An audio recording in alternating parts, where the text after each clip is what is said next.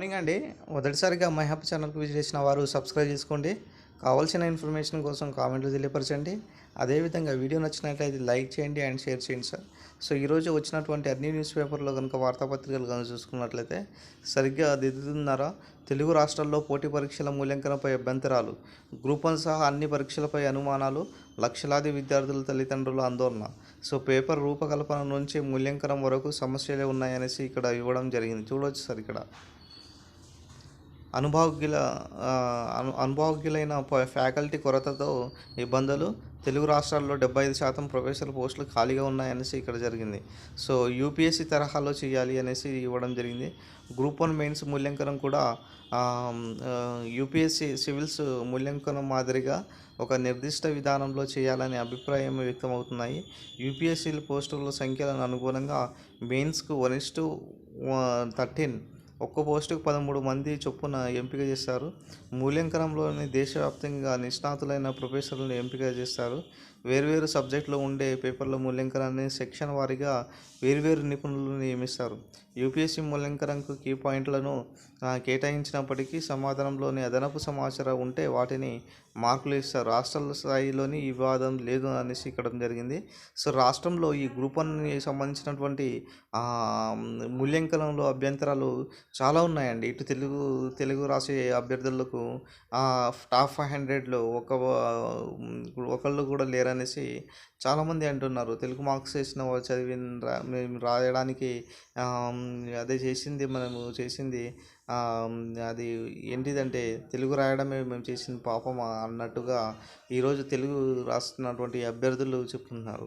కానీ ఇక్కడ తెలుగు ఇంగ్లీష్ అని కాకుండా ఒక అభ్యర్థి యొక్క నైపుణ్యాన్ని, ఆ టాలెంట్ను సొసైటీకి ఏ విధంగా ఉపయోగపడతాడు అనేది వాళ్ళు గ్రహించి తీసుకోవాలి తప్ప ఇట్లు లాంగ్వేజెస్ పరంగా కాదండి.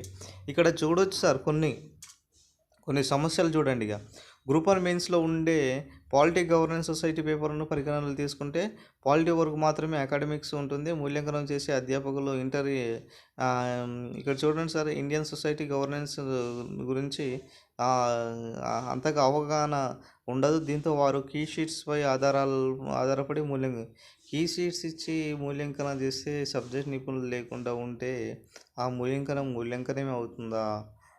మూడో వ్యక్తితో మూల్యాంకనం చేయించాలి, ఖచ్చితంగా చేయించాలి. మూడో వ్యక్తితో చేయించే ప్రాసెస్ ఉండాలి. ఇది గ్రూప్ 1లో ఖచ్చితంగా 2 నిపుణులతో మూల్యాంకనం చేయించాలి. మొదటి 2 మూల్యాంకనంలో మార్కుల మధ్య 5% వ్యత్యాసం ఉంటే మూడో వ్యక్తితో మూల్యాంకనం చేయించాలి. అప్పుడు ఎలాంటి పొరపాట్లు లేకుండా ఫలితాలు వచ్చే అవకాశం ఉంటుంది అనేసి యూపీఎస్సీలో ఒకే విధంగా అమలవుతుంది అనేసి 2-3 సబ్జెక్టులో సమ్మిళితం ఉన్న పేపర్ల విషయంలో సెక్షన్ల వారీగా సంబంధిత సబ్జెక్ట్ నిపుణులతోనే మూల్యాంకనం చేయించాలి.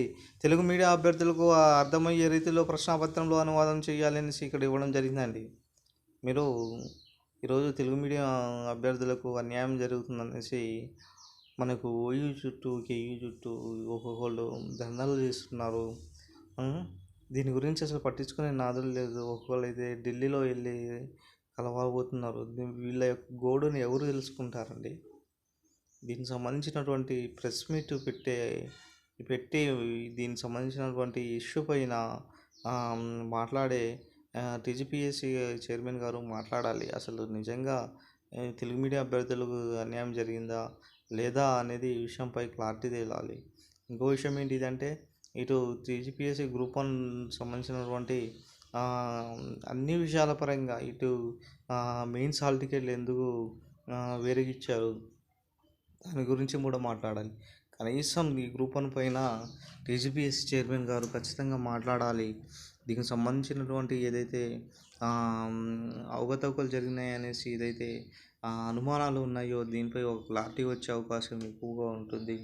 రాబోయే నోటిఫికేషన్లో చదువుకునే వాళ్ళకి ఎటువంటి డిస్టర్బెన్స్ లేకుండా సక్రమంగా చదువుకుంటారు. ఇలాంటి అనుమానాలు ఉంటే మేము చదివినా కూడా రాదు అనే దిగులుతో ఎవరు చదవరు. కాబట్టి సో మీరు ఒక ప్రెస్ మీట్ కండక్ట్ చేసి దీనికి సంబంధించినటువంటి మాట్లాడండి సార్ అనేసి రిక్వెస్ట్ చేస్తున్నామండి. So thank you friends, thank you one and all.